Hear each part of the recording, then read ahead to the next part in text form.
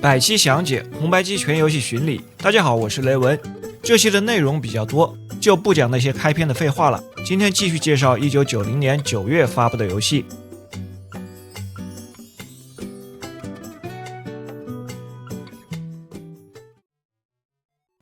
水管之梦，这款玩法经典的桌面益智类型的作品，原版的游戏名是 Pipe Mania 管道狂热，是一家叫做 The Assembly Line 的公司1988年设计的，后来被卢卡斯影业游戏移植到了各大电脑平台，并在北美发布，还衍生出很多其他的版本，其中有一个早期 Windows 的版本被包含在了 Windows 的娱乐包里。如果是接触过 Windows 3点几的朋友，可能见过这个游戏。NES 的这个版本由防弹软件发布，开始界面可以进行设置，最多2名玩家，有 A、B、C 3种游戏模式。A 模式可以自定义游戏的等级， B 模式可以调整初始游戏的速度， C 模式下等级速度都可以调整。这是一个挑战高分的单关卡模式。最下面的一项能自定义 BGM。 游戏的玩法是在一个8×10的方格内连接水管，从标有字母 S 的起点位置开始连接，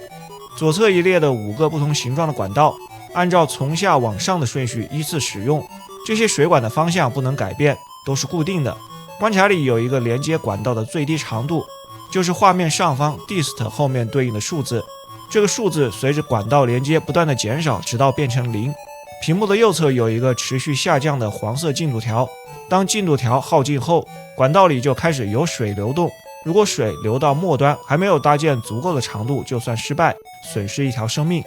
剩余的生命数在画面的上方显示成扳手的图案。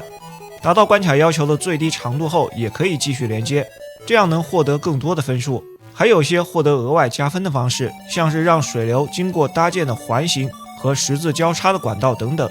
已经放置了管道的方格，如果还没有水流通过，可以用新的管道覆盖老的，但会扣掉一些分数。达成了通关条件后，也可以按选择键加速流动，水流到达末端进入下个关卡。在 A 模式下，过关后是同等级更快的速度，连续的几关后才到达下个等级。 B 模式下，每过一关直接到下个等级，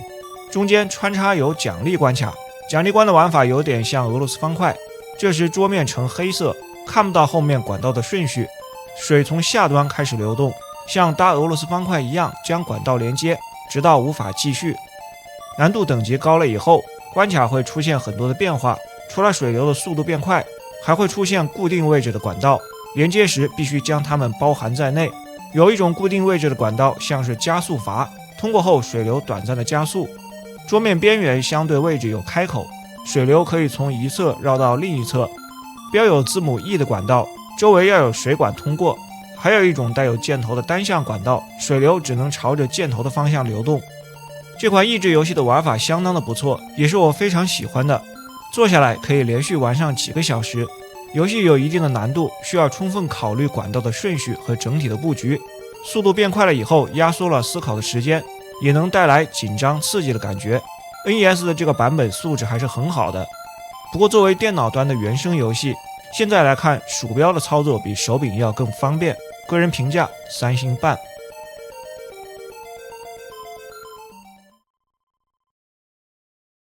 溜冰格斗，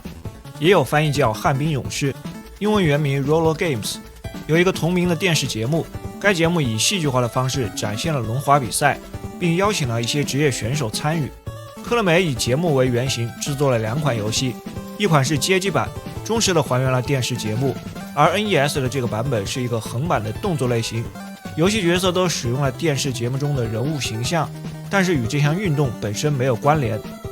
一个神秘的外星敌人协助东部帝国的3个队伍，违规者队、疯子队和坏态度队，他们密谋破坏这项运动，并将专员比尔·格里菲斯劫为人质。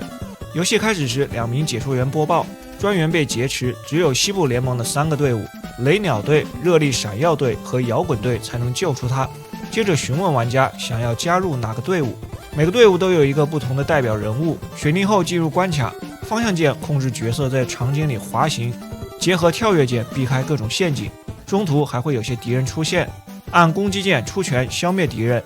也有像当时很多的轻版动作游戏那样的设计，可以抓住敌人连续击打或者将他们扔出去，还可以使用跳踢，同时按下 A、B 键使用该角色的必杀技，必杀技的次数有限，显示在画面的右下方。游戏分成了6个大的关卡，在每关开始之前都能重新选择角色。这款游戏的特点在于有2种形式的战斗，一种是在画面滚动时，控制角色以滑行和躲避陷阱为主，战斗相对简化，这时操控的手感就像真的在滑旱冰，移动有很大的惯性，也有些画面强制滚动的部分。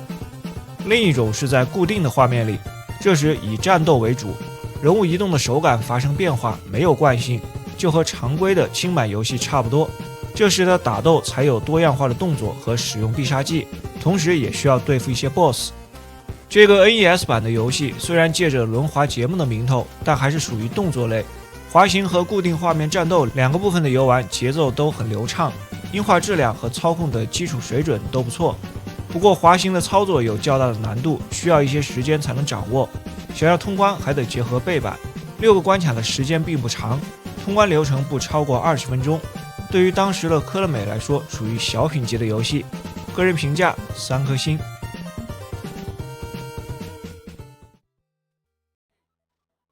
滑板生死斗2双重挑战，以滑板项目为主题的一款游戏。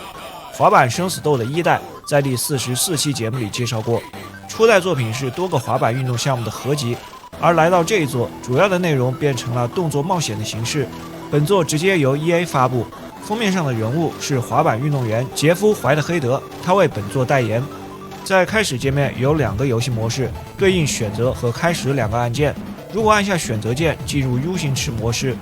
这个 U 型池有2个屏幕的大小，中间还有一个较小的脊状坡道，在3分钟倒计时内完成特技动作获得分数。滑行有5档速度，在不同的速度档位下，用方向键结合 A 或者 B， 在不同的位置完成各种动作。如果摔倒3次，游戏结束。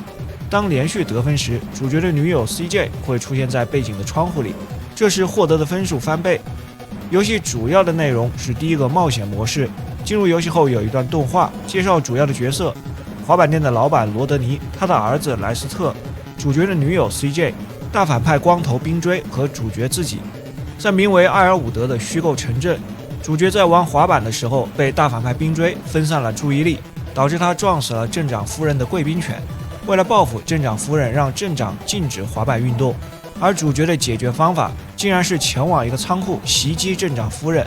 在一个横版场景的街道上，控制角色踩着滑板移动，操作有些复杂。朝着角色面对的方向连续按方向键加速，反方向键减速， A 键跳跃， B 键结合方向键左右或者上和下，对应了3种不同的动作。初始的3个动作是180度转向、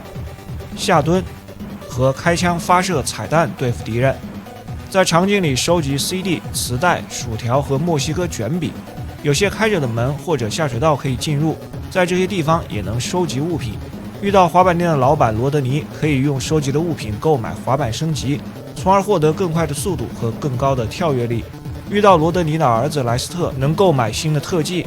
获得新的技能后，按下选择键进入菜单，可以在动作栏位用新的动作替换初始的3个动作。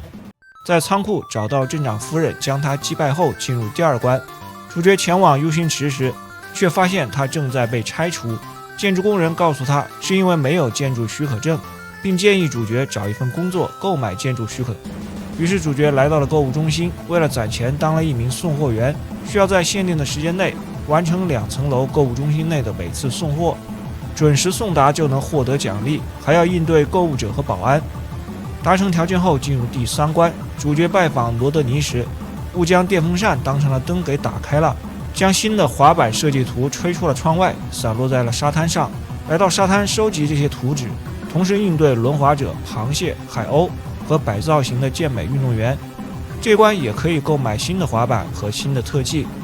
找回全部的图纸后，和女友 CJ 一同前往市政厅购买建筑许可证，女友却被大反派的团伙绑架，许可证也被抢走。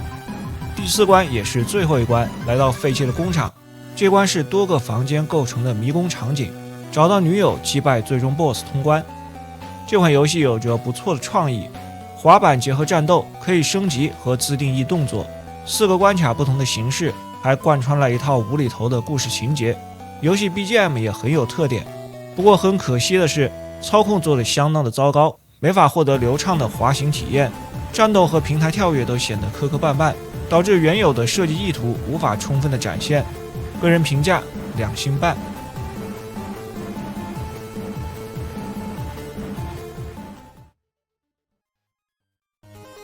太阳能结盟，寻找黄金飞船，一款很神奇的游戏。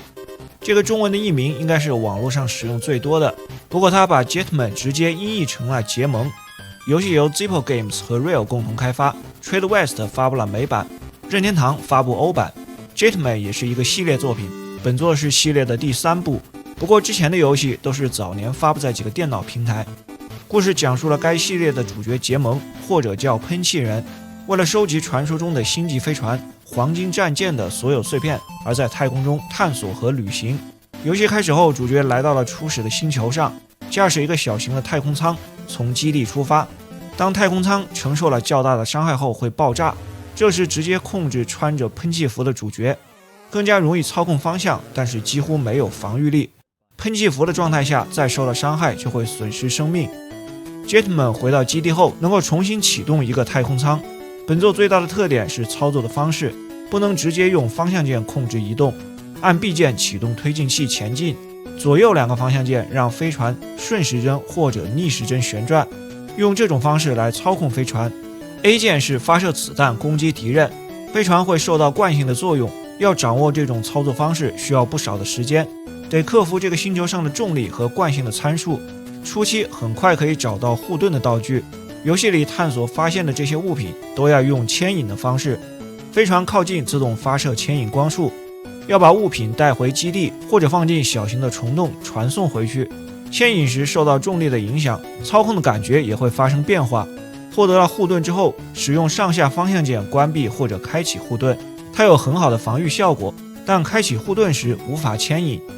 在星球上的目标是要找到黄金战舰的碎片，碎片所在的地点通常需要通过虫洞传送过去，飞船使用推进器得消耗燃料，要收集足够的燃料才能进入虫洞，将找到的燃料送回基地，然后通过虫洞来传送，在新的区域找到黄金碎片，将它带出去，这样就完成了该星球的任务，离开这个星球。此外，在星球上还能找到其他的物品，像是钻石形状的分数道具，进入场景里的隐藏区域，能够驾驶飞船躲避障碍并收集10个钻石。在关卡的末尾也有在10秒倒计时内收集钻石的环节，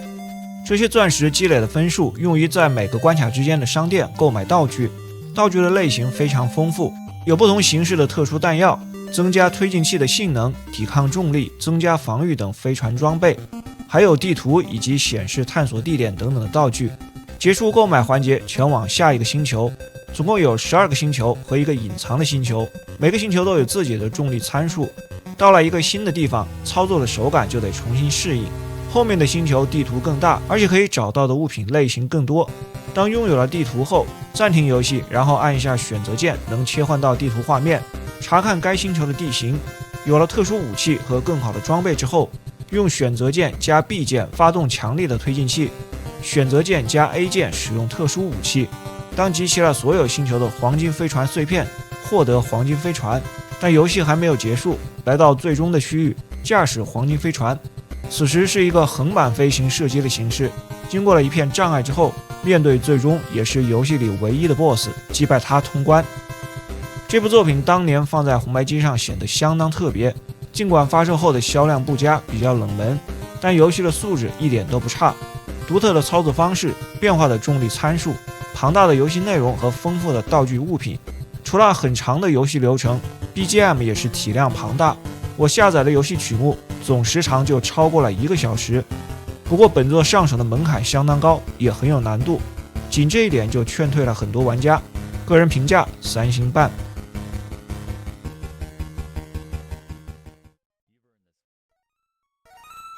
点子精灵，这是维珍互动娱乐开发的一款游戏，游戏以当时七喜的吉祥物 Sport 为主角，因此也叫七喜点子精灵。除了 NES 版本，也在几个电脑平台和掌机 Game Boy 上发布，后来又推出了几款以点子精灵为主角的游戏，登陆到了其他的主机平台。游戏类型属于桌面的策略类，玩法类似于奥赛罗或者叫黑白棋，但是在7×7的棋盘上进行。在开始界面能做一些自定义的设置，可以调整电脑对手的难度级别和限定的时间，难度从1级到5级。编辑桌面的选项能自定义棋盘的样式，参与的人数可以是2到4名玩家或者是电脑，多人游玩时轮流使用手柄。在游戏内，每个选手用一个特定的颜色表示，轮流放置棋子，每次选择1枚棋子，放置的位置可以是该棋子相邻的1格或者2格的空位。如果所选的位置和原位置相邻，则在该位置复制一个新的棋子。如果不相邻，所选棋子从原来的位置移动到新的位置。无论是哪种情况，对方所有的相邻棋子都会变成该玩家的颜色。当不能再进行任何移动时，棋盘上拥有最多颜色棋子的玩家获胜。每次移动棋子时，点子精灵都会出现，并以跳舞、滑旱冰、翻跟头、俯冲、后仰等动作完成移动。在上世纪80、90年代，点子精灵这个角色相当的流行，用游戏给吉祥物和品牌做宣传也是常用的手法。和它类似性质的，当年还有奇多的花斑豹切斯特。单看游戏的本身，类似黑白棋的玩法比较单一，也没有什么其他的元素，是一个轻量级的休闲游戏。个人评价2星半。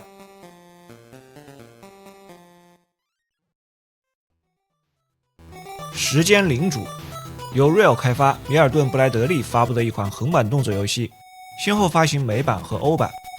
公元2999年，地球遭到来自德拉肯星的外星人围攻，他们利用时间旅行技术，向人类历史上的4个时期派遣军队，企图改变历史，达到征服地球的目的。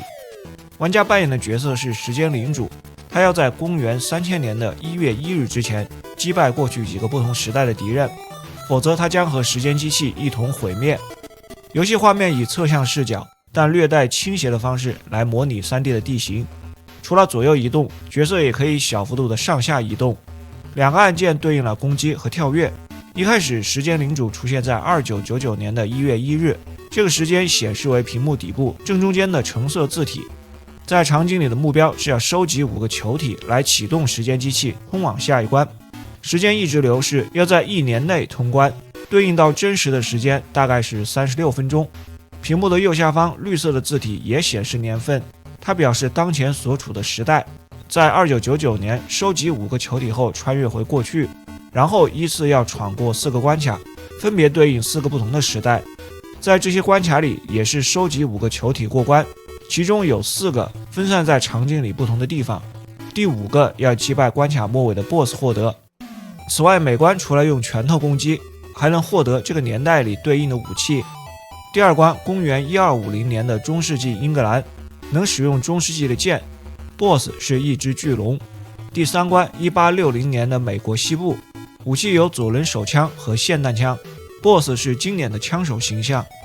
第4关1650年的加勒比海地区，武器有一把剑和可以投掷的匕首， BOSS 是巨大的扇贝。第5关1943年的法国，第2次世界大战的战场，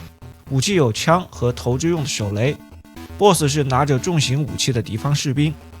最后一关回到2999年，能使用更先进的枪， BOSS 是外星人。这款游戏唯一的亮点是 BGM， 每个关卡的背景音乐都契合时代。关卡的设计做得比较差，场景和平台的搭建很单调，更糟糕的是球体放置的位置很多都不合理，难以发现或者是拿到。整体来看游戏性不高，个人评价2颗星。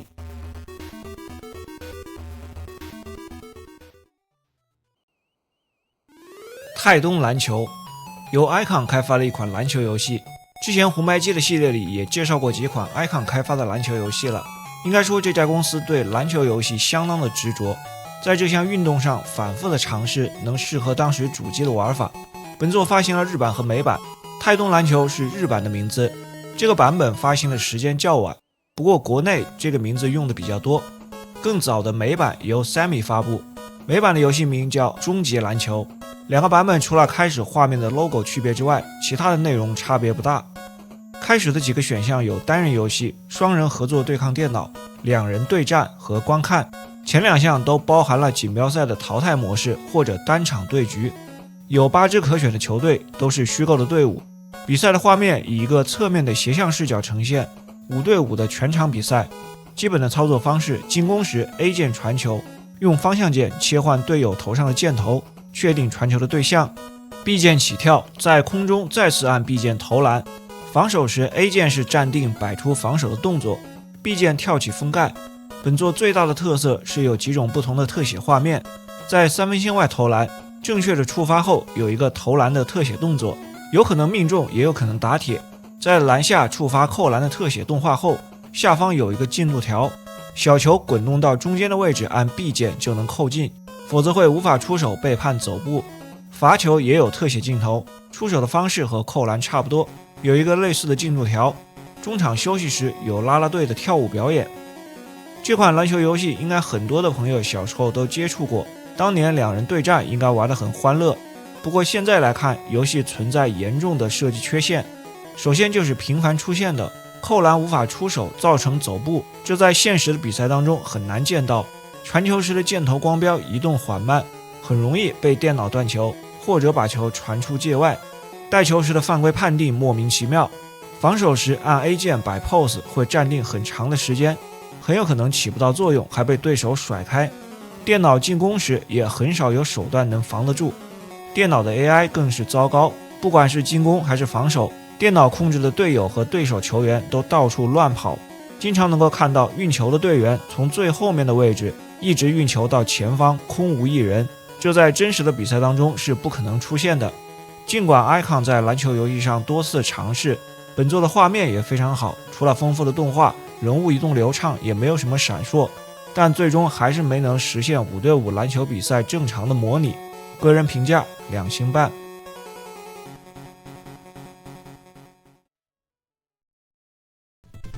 宇宙警备队 SDF。HAL 开发和发行的一款纵向飞行射击作品，在红白机的末期出现了一批素质上乘的飞行射击游戏，但大部分都销量不佳。当年接触过的人不多，导致成为了冷门。随着时间的推移，多年后又被考古的玩家挖了出来，发现是隐藏的佳作。这款宇宙警备队 SDF 就属于是这种。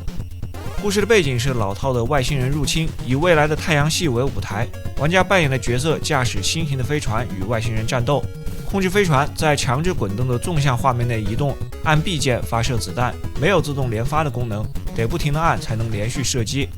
大部分的场景里，飞船左右移动的时候，画面也会左右滚动，一直朝一个方向移动，场景循环。这款游戏里的强化道具都是以胶囊的方式呈现，射击打破胶囊出现道具，字母 S 的道具增加飞船的移动速度，有个比较特别的反向的字母 S， 拿到后降低移动的速度。初次获得武器威力提升的道具时，会在飞船的前方安装2个红色的武器舱，处在前方的武器舱除了强化火力，还可以抵御一些敌方的子弹。按下 A 键能将2个武器舱向前方发射出去，发射的武器舱接触敌人也能造成伤害。绕一圈之后返回飞船，并安装在飞船的后方，这时攻击的方式发生改变，向前方的火力减弱，但有其他的效果。处在后方的武器舱还能作为推进器，提升飞船的移动速度。这时再次按下 A 键，武器舱朝后方发射出去，绕一圈之后回到飞船的前方。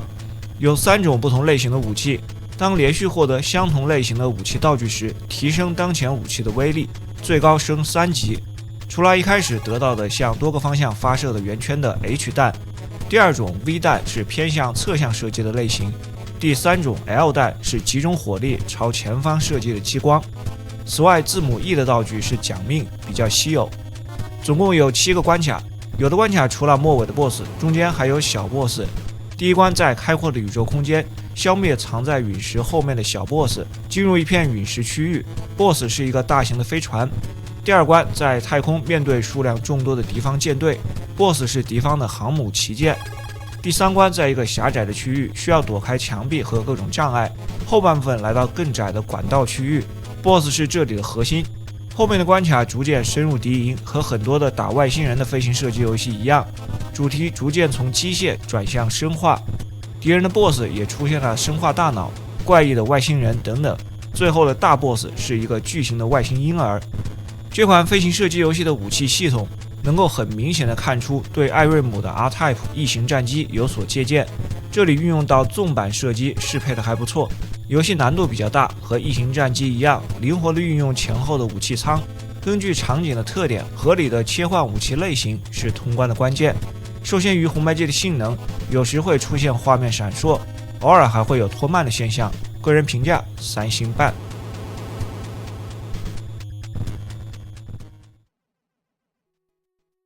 双陆棋，任天堂在磁碟机上的一款桌面棋盘游戏。双陆棋又称为百家乐棋，是一个双人对弈的棋盘游戏，比较小众。这个棋盘游戏的起源可以追溯到几千年前，后来的飞行棋也是从它演变出来的。游戏的目的是将我方所有的棋子越过对方，然后再移离棋盘。移动的方式按照图片里的 C 字形，双方的移动方向是相反的。在游戏的过程中，可能会被对方攻击或者阻挡。比赛采用积分制，首先获得一定分数的为胜利者。开局时，双方各有15枚棋子，初始的棋子摆放位置如图，是固定的。双方各扔一个骰子，点数较大的先走，接着轮流移动棋子。每次移动前先扔2个骰子，按照扔出骰子的点数移动棋子。例如掷到了6和3，就将1枚棋子向前移动6格，再将另一枚棋子向前移动3格。也可以把同一枚棋子移动6格，再移动3格，或者先移动3格，再移动6格，但不能直接移动9格。如果知道了2个骰子的点数相同，获得翻倍效果，可以有4次移动机会。棋子只能移动到未被占据或者被己方的棋子占据的格子，也可以移动到仅被1枚对方的棋子占据的格子。此时对方的这枚棋子称为弱棋。弱棋遭到攻击后，要被放在位于棋盘中央分界点上的板点。当弱棋方在板点有棋，下回合必须优先移动弱棋，由板点返回起始点重新出发。清空板点前不能移动其他的棋子。当对方用2枚或者2枚以上的棋子占据了一个格子时，我方棋子不能够停在这个格子里。当到了要把棋子移离棋盘的范围内，不能把比所掷的点数更低的棋子移离棋盘，除非后面已经没有任何的棋子。也就是说，这是一个6点以内的后方优先的原则。将所有的棋子移离的一方获得胜利，可得1分。如果玩家还未开始将棋子移离棋盘，而对方已经将所有的棋子全部移离，对方就获得2分，称为全胜或者加乐。如果玩家还没有开始将棋子移离棋盘，并且仍然有棋子在板点或者在对方的内盘上，而对方已经将所有的棋子移离，对方就获得3分，称为完胜或者百家乐。此外，现代的玩法还有一个倍数骰子，就是画面中间带有数字的方块，刻的数字是2、4、8、16、32和64。掷骰子前，玩家可以要求将所得的分数加倍，对方要么接受要求，要么就得认输。如果接受要求，就将倍数骰子转到数字2朝上，所得的分数加倍，后面还可以继续加倍。讲了半天，实际上是在解释这个棋盘游戏的规则，而这款电子游戏完全按照原规则执行，只不过在开始的界面有几个模式选项，因为过于小众，很多人都不知道怎么玩。第一个演示的选项专门讲解规则，相当于新手教程。第二个训练赛，电脑难度较低。第三个正式比赛，对抗电脑，能设置获胜的分数。第四个锦标赛，单场淘汰的模式，连续多轮比赛，难度依次提升。最后一项双人对战。如果熟悉了规则之后，总体看来电脑的 AI 不算太强。游戏评价2星半。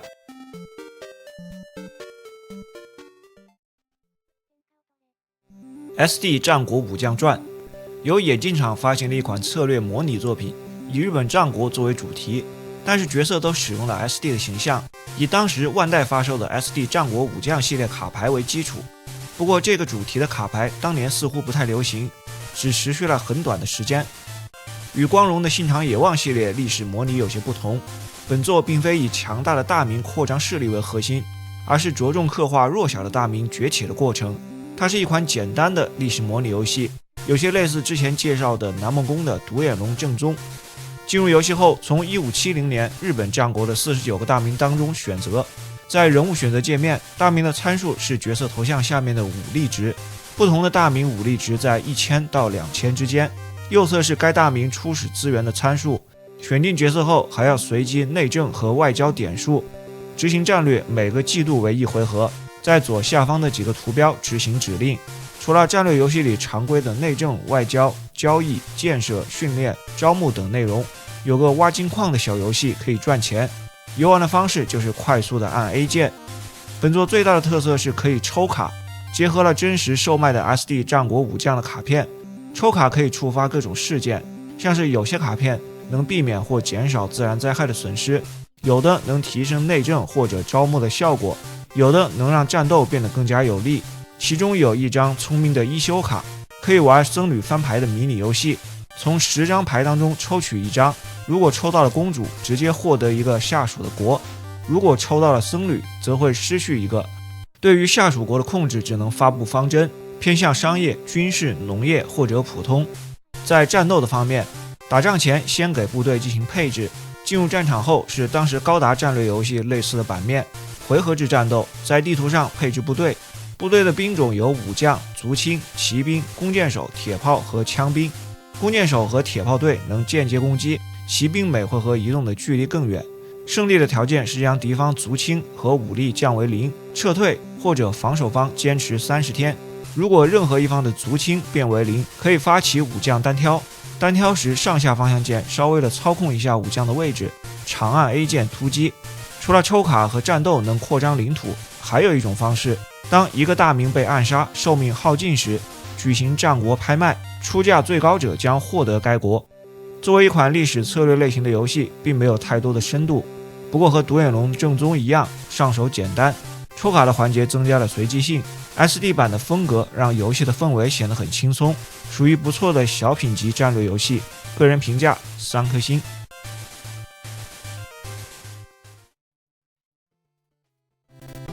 世界拳击赛，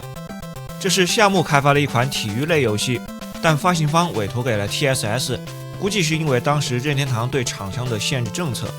进入游戏后先选择角色，有3个不同的角色形象，分别属于3个不同的拳击协会，还可以设置惯用手。选定后有一个简短的开场故事，玩家扮演的角色一开始在所属协会排名第3，最终目标是要获得世界冠军。为此，他要在8场比赛当中胜出，在3个协会都排名第1。开赛前还可以选择3个协会的对手。来到赛场内，以一个分屏的方式显示，这个方式很适合双人对战。下方显示1P 玩家的形象，但得在上屏观察对手并采取行动。普通的出拳单独按方向键，左右方向键分别是左右摆拳，方向键下是勾拳，方向键上直拳，方向键结合 A 键防御。左右方向键加 A 键向两侧闪避，上下方向键加 A 键防御身体不同的部位，方向键加 B 键是身体攻击。画面中间显示双方的体力槽，体力槽的右边有一个力量槽，当不进行任何活动时，力量槽会逐渐的填充，填充的越多，攻击威力越大。但如果你被击中，力量槽就会清空，体力槽耗尽被 KO。前2次被击倒时，在倒地状态下快速的按 A 键还能起身，恢复少量体力继续战斗。每场比赛最多4个回合。这款拳击游戏的设计还是比较新颖，但基于这样的动作和按键的反馈，很难躲避对手的攻击，而电脑的防御能力通常都很强，所以显得难度不太合理。双人游戏的话还应该会有趣一些。个人评价2星半。好了，以上就是本期的全部内容。如果你喜欢这个系列，还请多多点赞、投币、订阅和关注。咱们下期节目再见。